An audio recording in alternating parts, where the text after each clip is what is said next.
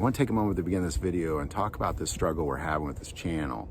It's really kind of the way that gun channels are interacting with Google and YouTube is affecting us, and it's affecting our ability to be able to produce content. So I want to take a moment and just ask you support us on Patreon, where a lot of the content we can't put here is going, and it supports this ministry.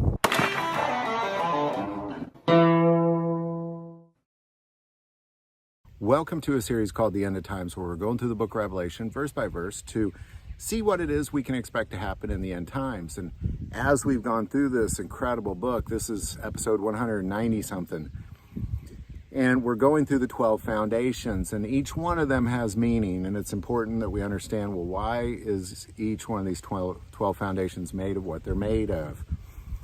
So we're just going to pick it up there. Now, I'd like to add real quick before we get going is that, once the earth was decreated and heaven was decreated and this new earth and this new Jerusalem came about, I just felt like God called me to just do this outside by a lake in the morning time. It's a little rainy. We'll see how we do here. God told me to come out here, so we'll do it in the rain.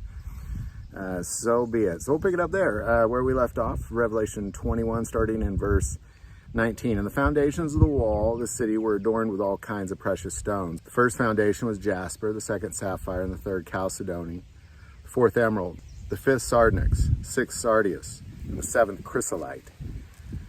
So we're going to focus on that seventh one, the chrysolite. Now, chrysolite's a tough one because if you look at the very next one, the eighth is beryl.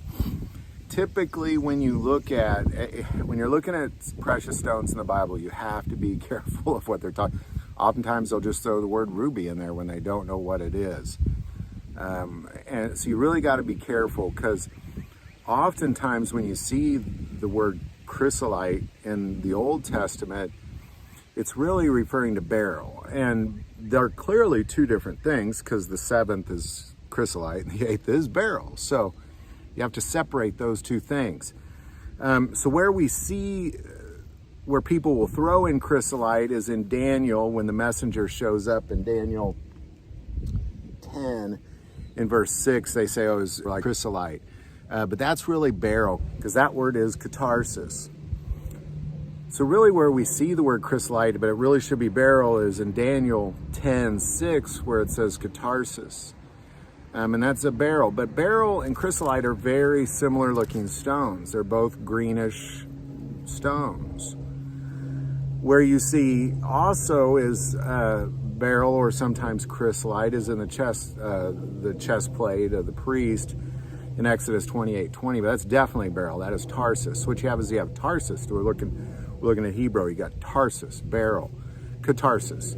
Some sort of beryl as well. It's just a different use of the word. But the place that you'll find chrysolite most accurately used is in the Song of Solomon's, where it's batarsis.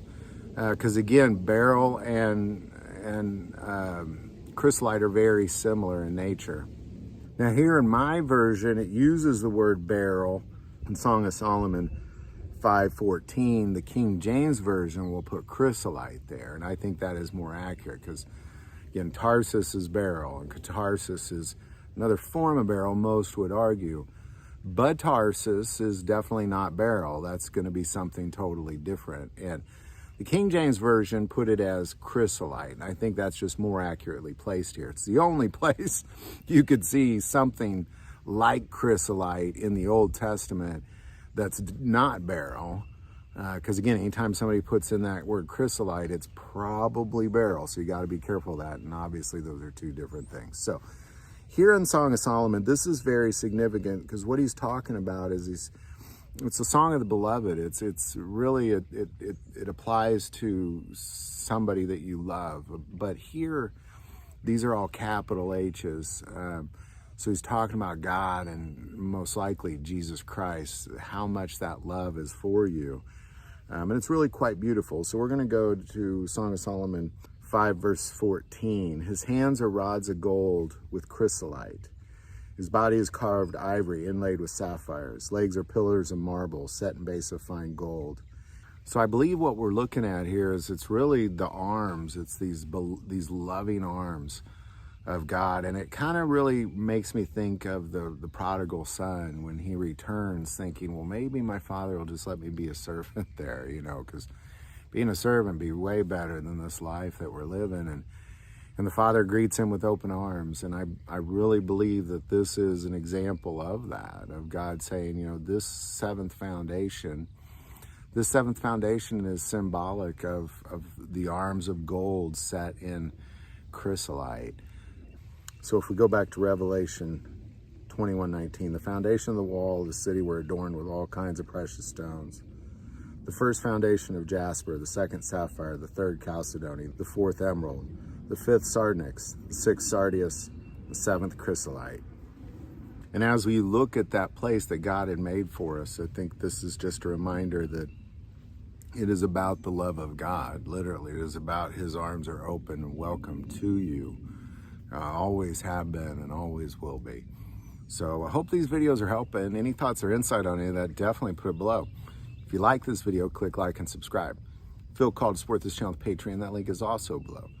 But the most important part of this channel is we take prayer requests. So please don't ever hesitate to send that in. Thank you for watching this episode of God, Family, and Guns. And as always, love God, love your family, and love guns.